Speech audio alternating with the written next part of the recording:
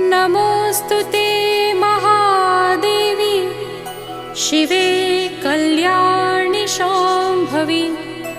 प्रसीद वेदविनुते जगदम्ब नमोऽस्तु ते। जगतामादिभूता त्वं जगत्त्वं जगदाश्रया।